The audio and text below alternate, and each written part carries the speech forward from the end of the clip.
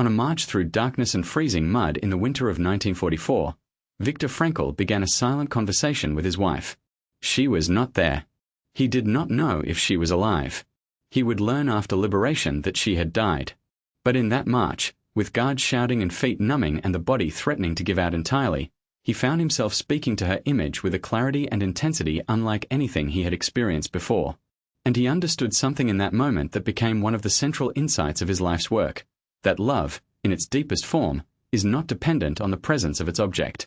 It is a mode of being, a way of seeing, that cannot be extinguished by absence, by suffering, or even by death. Frankl's understanding of love is unlike most psychological accounts of the subject. He was uninterested in love as a biochemical phenomenon or as an evolutionary adaptation. He was interested in love as a specifically human act, an act of perception that belongs to the pneutic dimension, the dimension of spirit that transcends the purely biological. Love, in his framework, is the capacity to see another human being in the fullness of their unique being, not just what they are now, in their actual, flawed, present-tense reality, but what they are capable of becoming.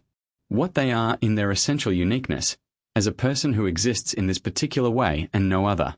He put it directly, love is the only way to grasp another human being in the innermost core of their personality.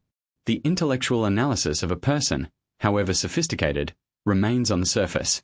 It categorizes, compares, measures. Love penetrates. It reaches the irreducible singularity of the other, the specific person who cannot be substituted, replaced, or adequately described. This is why, Frankl argued, love is not merely a pleasant emotion. It is a form of knowing, perhaps the deepest form available to human beings. The clinical implications of this view are significant. Frankl drew a sharp distinction between love and what he called sexual neurosis, the compulsive pursuit of physical gratification disconnected from genuine person encounter. In his view, sex that is oriented purely toward sensation, toward the body of the other as an object of pleasure, misses the person. It uses the other rather than encountering them. This does not make physical intimacy inherently shallow. When sexuality is an expression of genuine love, when it arises from the encounter with the unique, irreplaceable person of the other, it carries all the depth that love carries. But when sex is substituted for love, both partners are diminished, reduced from persons to instruments. Frankl also explored what love does to the person who loves. He argued that love does not merely respond to the beloved's qualities, it calls them forth. When you love someone, you see in them a potential that may not yet be fully realized. And that seeing, that genuine perception of who they could be, is itself a form of invitation. The beloved, felt to be truly seen, often rises to meet the vision of the one who loves them. Love creates what it perceives, in the sense that genuine regard for another person's best possibility helps make that possibility real.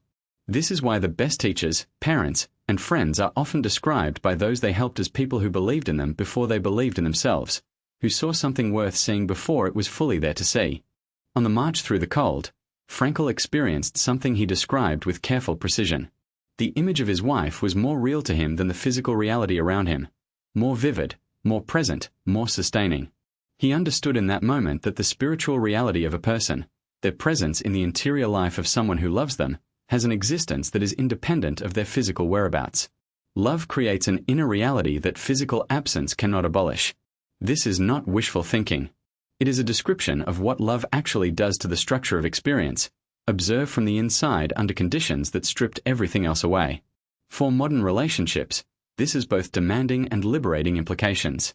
The demanding part, genuine love, requires seeing the other person, really seeing them, not the version of them that serves your needs or confirms your projections or entertains you, but the actual, complex, surprising, sometimes difficult person who exists independently of your desires. This is harder than it sounds in an age of curated digital personas and algorithmic matching that promises compatibility based on preferences. The liberating part, when love is this, a genuine act of perception and presence, it is inherently meaningful. It does not require constant validation, perfect conditions, or perpetual novelty. It requires only the willingness to keep seeing, to keep perceiving the other in the fullness of their being. Frankl lost his wife. He never wrote about her without tenderness and without grief. But he also never wrote about love without affirmation, because he had experienced, in the most extreme conditions, what love actually was and what it was capable of sustaining. It was the most complete experimental value he had ever known. and he spent the rest of his long life helping others find it too. Subscribe to The Psychology of Viktor Frankl to explore more of his timeless ideas.